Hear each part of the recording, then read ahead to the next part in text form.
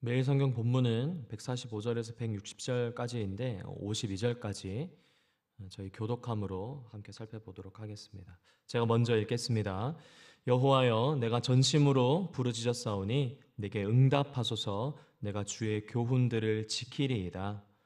내가 주께 부르짖었사오니 나를 구원하소서. 내가 주의 증거들을 지키리이다. 내가 날이 밝기 전에 부르짖으며 주의 말씀을 바라싸우며 주의 말씀을 읊조리려고 내가 새벽녘에 눈을 떴나이다. 주의 인자하심을 따라 내 소리를 들으소서. 여호와의 주의 규례들을 따라 나를 살리소서. 악을 따르는 자들이 가까이 왔사오니 그들은 주의 법에서 머니이다. 여호와여, 주께서 가까이 계시오니 주의 모든 계명들은 진리니이다. 내가 전부터 주의 증거들을 알고 있었으므로 주께서 영원히 세우신 것인 줄을 알았나이다. 아멘. 얼마 전, 한 두 달 전에 있었던 일인데요. 친구인 부부가 이제 난임으로 인해서 굉장히 좀 어려움을 많이 겪었습니다. 그래서 이제 임신에 대해서는 일종의 거절감을 갖고 있었는데요. 그래도 올해는 마지막의 기회라고 생각하고 연초에 만났을 때 이제 기도 부탁을 하는 거예요. 그러다가 이제 한 두 달 전에 연락이 왔는데 아무 노력하지 않았지만 이제 병원을 뜻하는데 임신이 됐다고 그렇게 연락이 왔습니다. 근데 저도 굉장히 오래 분당 우리교회 때부터 이제 리더로 있던 친구라서 너무 감격이 되고 정말 그 소식을 직장에서 받았는데 눈물이 이렇게 나는 거예요. 그리고는 다시 2주 전에 이제 연락이 왔는데 6, 7주 정도 됐는데 병원에 갔더니 심장이 뛰지 않는다고 굉장히 좀 비관적으로 병원에서 이야기한다고 또 기도 부탁을 또 해왔습니다. 그리고는 이제 지난주에 다시 연락이 왔는데 이제 7주차 지나서 심장이 뛴다는 거예요. 그래서 너무 이제 감사히 여기고 정말 할렐루야 그랬는데, 왜냐하면 이제 남편이 예수님을 믿지 않는 대상이었거든요.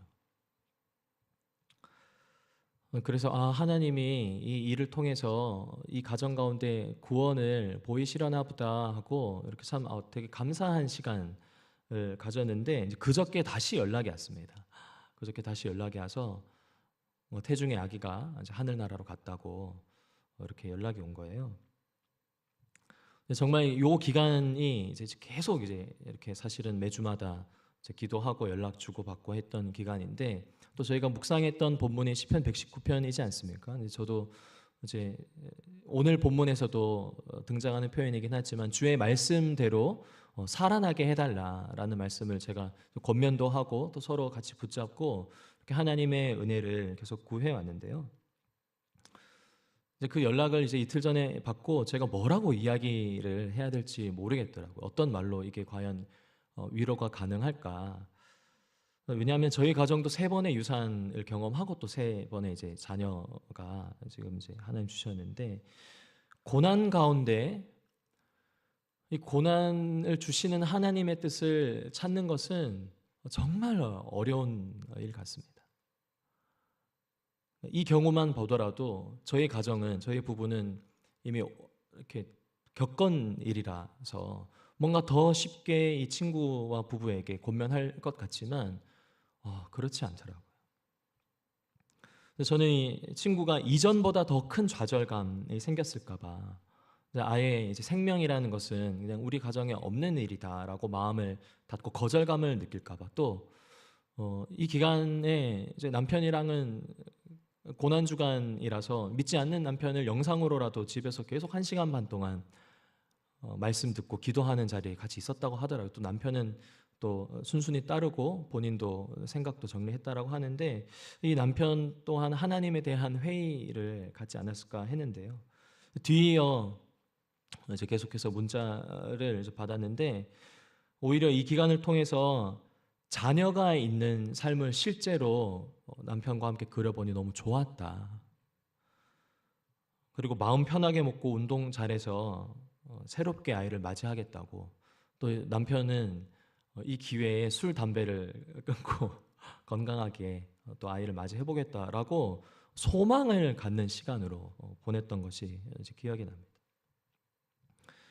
저는 이 부부에게 찾아오는 고난을 통해서 두 가지의 마음이 들었는데요. 첫 번째는 하나님이 하시는 일에 대해서는, 그리고 그 일을 이루어 가시는 일들은 정말 인간의 생각으로 계수할 수 없구나 였습니다. 또 하나는 고난 가운데 하나님이 진실로 함께 계시는구나를 깨닫게 되는데요. 제가 오늘 설교 서두에 이렇게 간증을 또 예화를 드리는 이유는 오늘 본문인 시편 119편 145절에서 또 152절의 내용은 고난을 또 다루고 있기 때문입니다. 시편의 화자는 고난을 마주하게 되어서 그 고난에서 자신을 건져달라고 하나님께 기도하는데요. 특별히 표현으로는 부르짖다라고 표현을 합니다. 이 부르짖다라는 단어가 오늘 본문의 145절, 6절, 7절에 연이어서 3번이나 등장할 정도로 정말 간절히 하나님의 도우심을 구하고 있습니다. 146절을 함께 읽도록 하겠습니다. 시작. 내가 주께 부르짖었사오니 나를 구원하소서. 내가 주의 증거들을 지키리이다. 어떻게 보면 하나님의 말씀을 가까이 하고 그 증거들을, 그 계명을 지키겠다는 것이, 또 부르짖어 기도하는 것이 고난을 이겨내기 위한 대가성으로 하나님께 거래하는 모습으로도 보일 수 있을 것 같습니다. 그런데 사실 그렇지 않습니다. 오히려 이 시편 화자는 다른 수단과 방법을 의지하지 않고 유력한 사람과 그 사람들이 갖고 있는 능력을 의지하지 않고 오직 하나님만 신뢰하겠다는 결연한 의지로서 계속해서 지금 말씀을 가까이 하고 주님께 부르짖습니다라고 오늘 말씀을 통해 우리에게 이야기하고 있는 것이죠. 제가 서두에도 말씀드렸지만 우리의 삶에 고난이 찾아올 때, 그리고 이 고난을 통해서 우리가 기도하고 하나님의 뜻을 구하게 되면 어떤 일이 실제로 벌어집니까? 이 고난이 정말 하나님으로부터 온 것인가? 그리고 이 고난이 하나님으로부터 온 것이라면 하나님 소관 안에 있는 이 고난에 대한 뜻을 찾게 됩니다. 그러면 우리의 영혼뿐만 아니라, 우리의 영혼을 구원하시는 하나님뿐만 아니라 우리의 삶 속에 일어나는 일들 속에서도 구원하시는 하나님을 이 고난을 통해서 경험하게 되는 것이죠. 그래서 존 칼빈은 그리스도인에게 찾아오는 고난을 부정적으로만 여길 것이 아니라 오히려 긍정적으로 여기게 된다라고 이야기합니다. 그는 고난 가운데 우리의 마음을, 우리의 감정을 기도로 표현하는 것은 오히려 정당한 것이고 또 건강한 것이다 라고 기독교 강요라는 책에서 이야기합니다. 그 책 3권에서 또 칼빈은 이렇게 이야기하는데요. 가난, 추방, 투옥, 비난, 질병, 천지재변, 그리고 기타 유사한 재앙 등 어떤 고난을 당하든 우리는 하나님의 뜻과 섭리가 아니고서는 그 어떤 한 일도 일어나지 않는다는 사실을 잊지 말아야 한다라고 말하면서 이 고난이, 우리에게 찾아오는 모든 다양한 고난이 다 그분의 섭리 안에 있다라는 것을 이야기합니다. 말씀을 마무리하면서 고난 가운데 우리가 하나님의 말씀을 붙들고 기도하게 되면 어떠한 일이 벌어지는지 151절에서 이야기하고 있는데 151절을 함께 읽도록 하겠습니다. 시작. 여호와여 주께서 가까이 계시오니 주의 모든 계명들은 진리니이다. 아멘. 고난 가운데 하나님의 행하신 일들을 경험하신 성도님들이시라면 이 151절이 의미하는 바가 무엇인지 참 잘 아실 것입니다. 고난 가운데 하나님이 더 가까이 계시는 것이죠. 이것이 바로 신앙생활의 역설이지 않습니까? 고난 가운데 하나님이 내 곁에 계심을 더욱 체감하는 것, 피부로 느낍니다. 은혜의 하나님이 나를 끌어안고 계시는구나. 그런데 모두에게는, 모든 사람에게 있어서 고난이 축복은 아닙니다. 고난 가운데 하나님을 붙드는 자만이, 하나님의 말씀을 붙들고 기도하는 자만이 하나님이 가까이 계심을 경험하는 그 은혜의 시간인 것을 믿으시길 바랍니다. 마무리하면서요, 욥기 42장 5절 6절에는 이렇게 이야기합니다. 내가 주께 대하여 귀로 듣기만 하였사오나 이제는 눈으로 주를 배웁나이다. 그러므로 내가 스스로 거두어드리고 티끌과 재 가운데서 회개하나이다. 사랑하는 성도 여러분, 고난을 통해서 하나님에 대한 거절감과 또 불편함과 회의감, 이 고난이 언제 끝날지 그 끝을 알 수 없기 때문에 침체와 여러 가지 부정적인 감정들이 우리의 마음을, 우리의 영혼을 짓누를 때가 있지만, 그러나 그 고난 가운데 함께 계시는, 그 고난 당하는 우리를 함께 안아주시는 그 주님으로 말미암아 세상에 없는 참된 소망을 가지시기를 예수님의 이름으로 축원합니다. 제가 잠깐 기도하도록 하겠습니다.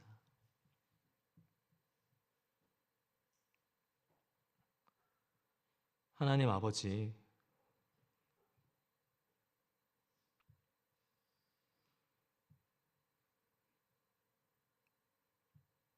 우리가 경험하는 크고 작은 모든 일들이, 또한 그러한 고난들이 모두 다 주님의 섭리로 우리의 삶에 주님이 허락하신 줄 믿습니다.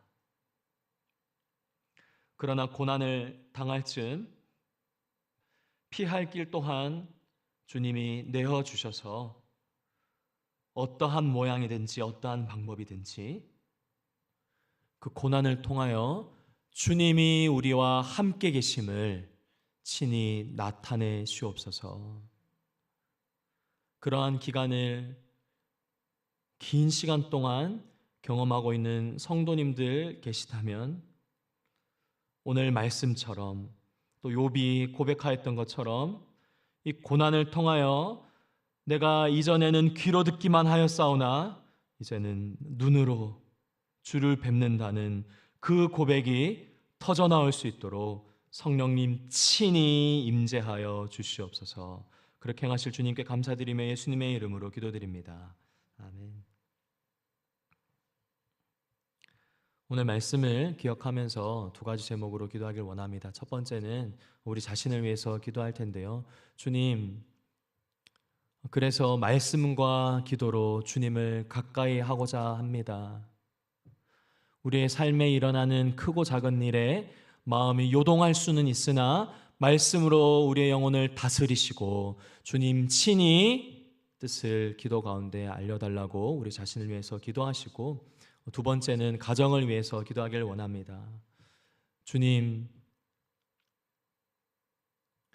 고난 가운데 있는 가족들, 지체들이 있습니다. 하나님, 그 무엇보다 주님의 함께 하심으로 말미암아 우리의 가정이 든든하게 세워질 수 있도록 우리 가정을 은혜로 붙들어 달라고 개인과 가정을 위해 함께 기도하시고, 개인 기도 제목으로 하나님께 나아가도록 하겠습니다. 기도하겠습니다. 좋으신 하나님, 주님의 선하신 뜻을 주님 알길 원합니다. 참새한 날 위에 노래 또한, 그리고 우리 머리카락 하늘 주님 다 계수하신 바 된다고 주님 친히 말씀하셔서 하나님, 우리의 삶에 찾아오는